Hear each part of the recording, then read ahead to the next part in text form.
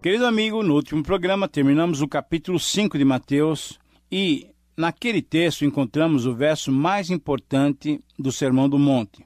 No verso 20, Jesus disse que se a nossa justiça não superasse a dos religiosos, legalistas e cumpridores formais da lei, jamais entraríamos no reino dos céus. O significado dessa frase é importantíssimo para a vida do súdito do rei. Ele não estava condenando o cumprimento criterioso da lei. Jesus condenou, sim, o legalismo farisaico, isto é, a tendência humana de obedecer apenas na aparência, mas ter o coração vazio. Jesus condenou a obediência à letra da lei e a desobediência ao espírito, ao significado da lei. Jesus condenou a obediência externa e o desrespeito interior ao princípio da lei. Então, querido amigo, o desafio de Jesus para todos nós, os seus súditos, é um desafio tremendo. Para se viver acima de qualquer religiosidade, é necessário ser transformado no interior pela ação poderosa e amorosa do Espírito Santo. Quando Jesus apresentou os 6 contrastes com a interpretação farisaica e a sua interpretação, que revelava o significado real da vontade de Deus, fica claro alguns pontos. Primeiro, que ele não estava contradizendo a lei mosaica. Segundo, que ele se colocou contra a interpretação legalista que os homens fizeram da lei. Terceiro, que ele chamou a atenção apenas e somente para aquilo que a lei dizia, como, por exemplo, amarás o teu próximo. Que ele combateu, em quarto lugar, e rejeitou os acréscimos que os homens fizeram à lei, como, por exemplo, odiarás o teu inimigo. Isso não estava na lei.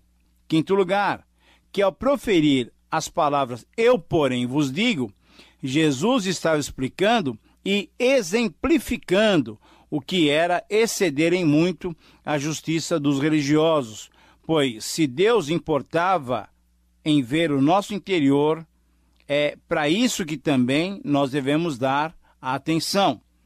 O significado de exceder a justiça, cujo padrão é meramente humano, foi exemplificado nos 6 paralelos que Jesus propôs no restante do capítulo 5, como nós já mencionamos. Mas vale a pena recordar. Veja só. Do versículo 21 a 26, ele diz, eu, porém, vos digo que todo aquele que sem motivo se irar contra seu irmão, e será sujeito a julgamento. Significa que ao invés de termos sentimentos de ira e xingarmos os outros, devemos buscar a reconciliação, devemos buscar a harmonia, a vida de comunhão.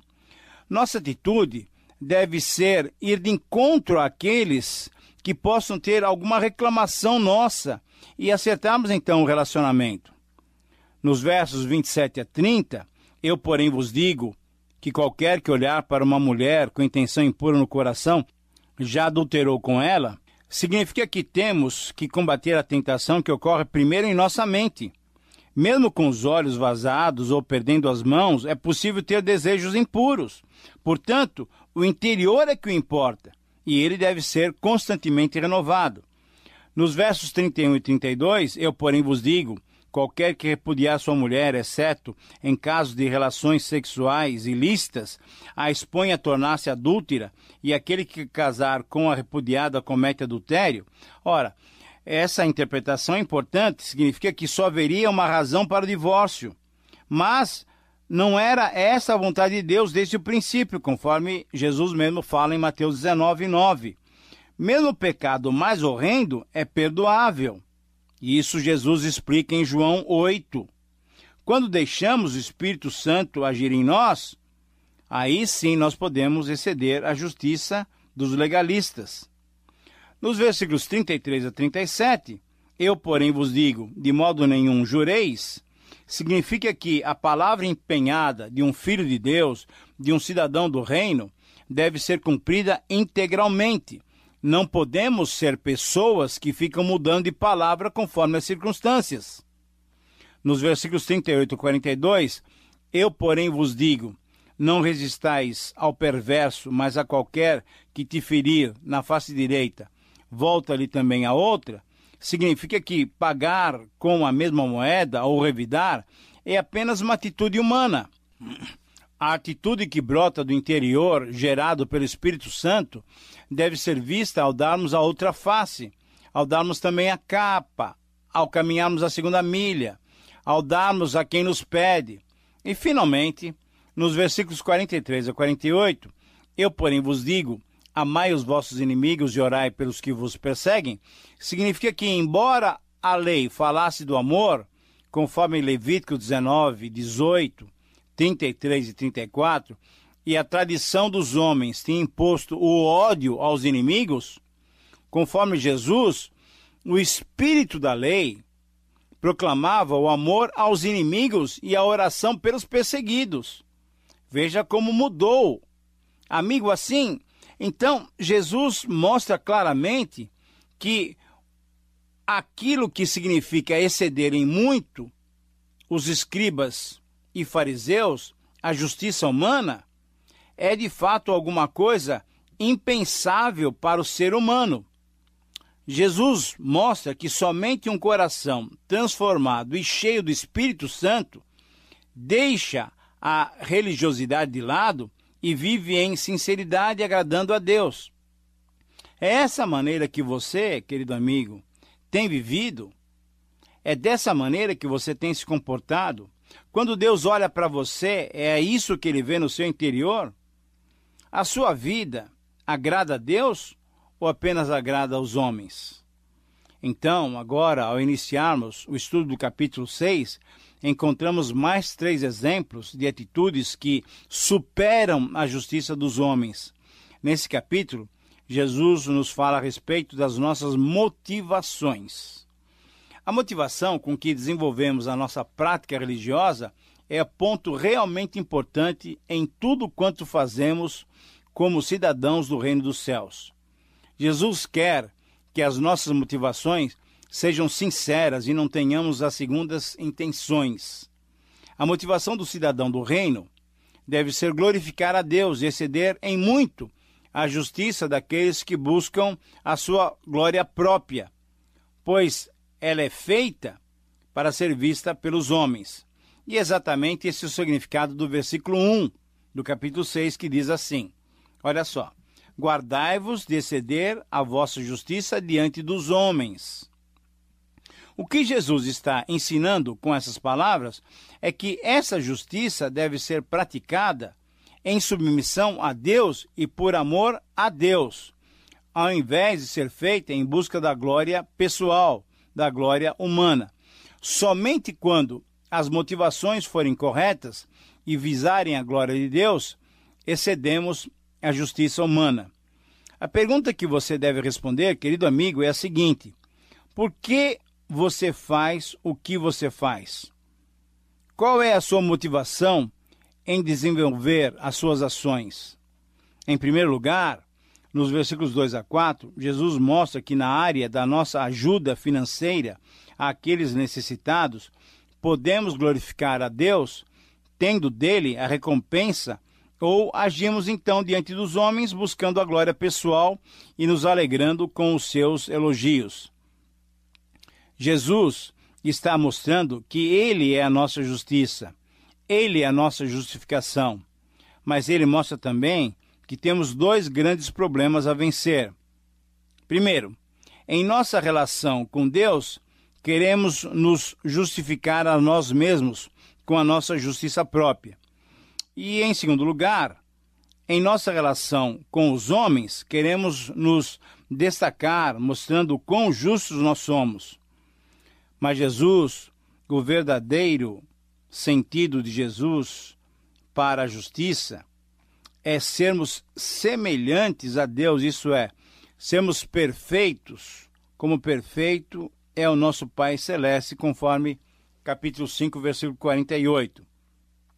O dar sem esperar recompensa deve caracterizar o cidadão do reino.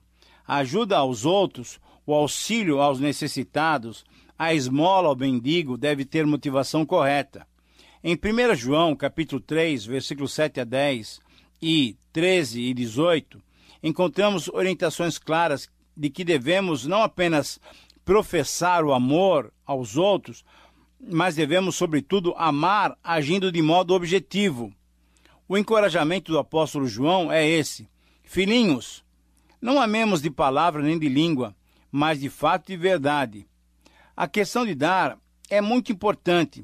A maneira como damos é muito importante. É possível se conhecer um homem pela maneira como ele dá, como ele ajuda o seu próximo. Muitos fariseus davam esmolas aos pobres, pelas ruas e pelas esquinas de Jerusalém, mas apenas para tocar trombeta, isso é, para mostrar como eles eram bons. Então, o propósito deles, a motivação deles, não era a de ajudar os necessitados, nem de agradar a Deus, mas de receber o louvor dos homens. Eles queriam que os outros vissem quão generosos, quão bondosos eles eram. Por outro lado, existem também aqueles que dizem que não querem participar com suas ofertas, com suas doações financeiras, para não serem vistos pelos outros, para que ninguém saiba das suas contribuições.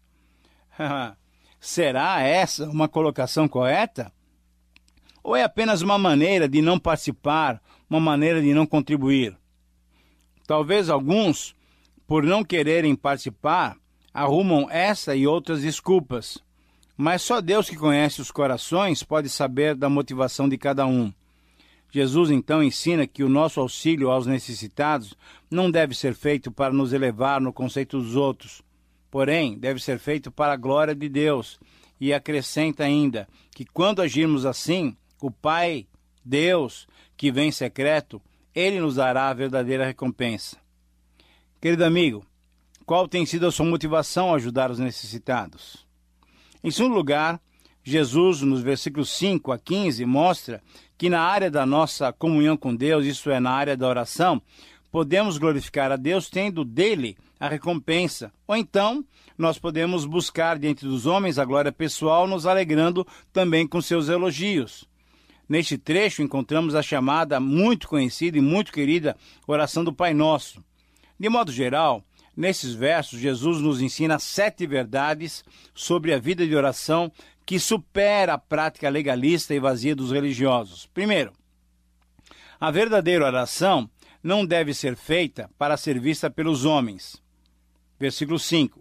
Segundo, a verdadeira oração deve ser dirigida a Deus na intimidade do nosso quarto, naquele local que só Deus pode ver. Versículo 6.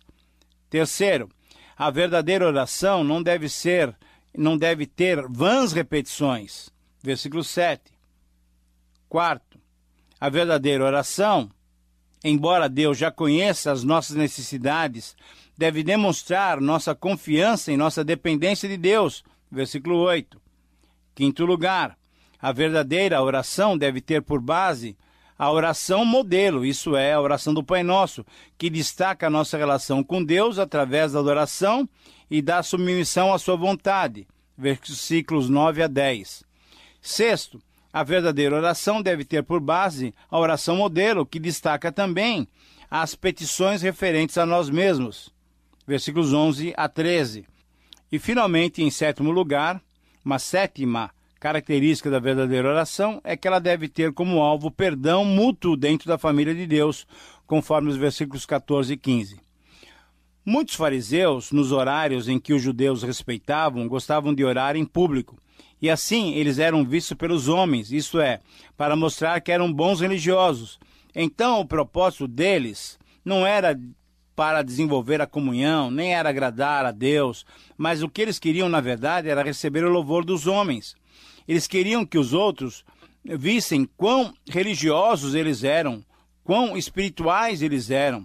O exemplo desse modo de agir veremos ao estudarmos em Lucas 18, 9 a 14, quando o fariseu orava de si para si mesmo.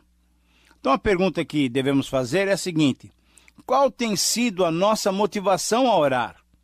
Qual tem sido a sua motivação a orar? Em terceiro lugar, nos versículos 16 a 18, Jesus mostra que na área da nossa devoção a Deus, isso é, na prática do jejum, podemos glorificar a Deus tendo dele a recompensa, ou então nós podemos agir diante dos homens buscando a glória pessoal, nos alegrando com seus elogios. Jejuar também é uma disciplina espiritual que perde o seu valor se nós estivermos apenas procurando serviços como devotos e piedosos, quando na realidade não somos. Jesus não quer que os cidadãos do reino sejam pretensiosos ou hipócritas. O crente tem que ser autêntico na sua vida de devoção. Não pode haver fingimento ou hipocrisia, porque Deus olha para o coração. Saber se os outros são fingidos não é fácil. Deus conhece o coração de cada um, mas cada um sabe se é fingido ou não. Jesus disse que não devemos exibir a nossa piedade ou virtude em troca de elogios humanos. A nossa fé e a nossa piedade não devem ser instrumentos de promoção pessoal. Quem queremos que nos recompense? Os homens que não conhecem o nosso interior e não podem nos julgar corretamente? Ou será que buscamos a recompensa de Deus, a recompensa divina, que conhece a nossa motivação e nos julga corretamente? Querido amigo, qual tem sido a sua motivação ao jejuar ou praticar outras disciplinas espirituais? Vale a pena refletirmos sinceramente diante de Deus. Você concorda? Faça isso então em nome do Senhor. Mas vamos em frente. Observando nesse final do programa o restante do texto, nós lemos os versículos 19 a 34. E de um modo geral, podemos dividi-lo em duas grandes porções. Na primeira porção, nos versos 19 a 24, Jesus ensina-nos a buscar os verdadeiros valores em três áreas. Na área das nossas posses, 19 a 21, o problema é o acúmulo e devoção às riquezas. A exortação é para não acumularmos e não nos submetermos às riquezas terrenas, pois os tesouros terrenos podem ser atacados. O princípio que Jesus ensina aos seus súditos é que a dedicação às riquezas terrenas nos impedem de acumular bens espirituais. Na área das nossas atenções, versículo 22 a 23, o problema é a visão incorreta dos valores da vida. A exortação é para termos cuidado com aquilo em que repousam os nossos olhos, pois os olhos são a entrada por onde passam as imagens da vida. O princípio que Jesus ensina aos seus súditos, aos seus discípulos, é que a vida toda da pessoa será determinada pela espécie de luz que os seus olhos contemplam. E na área da nossa submissão, versículo 24, o problema é a tentativa de agradar a dois senhores, isso é, a Deus e a Mamon, isso é, a Deus e as riquezas. A exortação é clara e objetiva. Ninguém pode servir a dois senhores, pois poderá agradar a um e desagradar a outro. O princípio que Jesus ensina aos seus súditos é que temos que nos definir a quem nós vamos nos submeter para servir esse Senhor com integridade. E espero que a sua decisão seja de servir a Deus. Então, querido amigo, na busca pelo fundamental, temos que nos precaver contra tudo aquilo que é supérfluo e sem valor. E na segunda porção do texto, nos versículos 25 a 34, Jesus ensina-nos a evitarmos a ansiedade confiando no Senhor. Quando confiamos em Deus, evitamos a ansiedade pelo sustento. Versículos 24 a 26. A preocupação com o comer ou com beber. A exortação é a seguinte: não andar ansiosos, pois Deus cuida das aves. E o princípio que Jesus ensina aos seus súditos é que a nossa vida vale muito mais do que aquilo que nos sustenta. Quando confiamos em Deus, evitamos a ansiedade pela existência também. Versículo 27. Com uma vida mais longa. A exortação é não andar ansiosos, pois ninguém pode acrescentar um côvado, isso é, uma medida de aproximadamente 45 centímetros à sua vida. O princípio que Jesus ensina aos seus súditos é que é maior o valor da nossa vida espiritual do que a longevidade da nossa vida física. Outra verdade, quando confiamos em Deus, evitamos ansiedade pela proteção física, versículos 28 a 30, a preocupação com o que vestir. A exortação é não andar ansiosos, pois Deus cuida dos lírios do campo. O princípio que Jesus ensina aos seus súditos é que o nosso corpo é mais precioso do que as vestes que o protegem. E, finalmente, quando confiamos em Deus, temos razões sólidas para refutarmos essas ansiedades. Versículos 31 a 34. Jesus ordena, então, de uma maneira muito clara: não vos inquieteis. Mas por quê? Porque esta é a atitude de quem não é cidadão dos céus. Essa é a atitude que demonstra a falta de fé em Deus. Essa é uma atitude precipitada, pois o amanhã trará suas próprias dificuldades. Então, diante dessa ordem de Jesus, não vos inquieteis, nós temos que tomar uma posição muito clara. Jesus diz que nós devemos buscar em primeiro lugar o seu reino e a sua justiça. Por quê? Porque as demais coisas, todas essas coisas que podem nos trazer desconfiança, podem nos trazer preocupação, todas essas coisas nos serão acrescentadas. Ora, então, o que Jesus espera de cada um de nós é que a nossa vida seja uma demonstração de total confiança no Senhor. Querido amigo, uma pergunta que você deve responder é essa: esse tem sido o seu modo de agir? Essa tem sido a sua prática? Você tem procurado, em primeiro lugar, o reino de Deus? A minha expectativa é de que a sua resposta seja positiva. Muito bem, chegamos assim ao final de mais um encontro, de mais um estudo, e oro para que esse estudo tenha sido útil para a sua edificação. Lembre-se de anotar o nosso endereço para compartilhar as suas experiências com Deus. Até o próximo programa e que Deus o abençoe.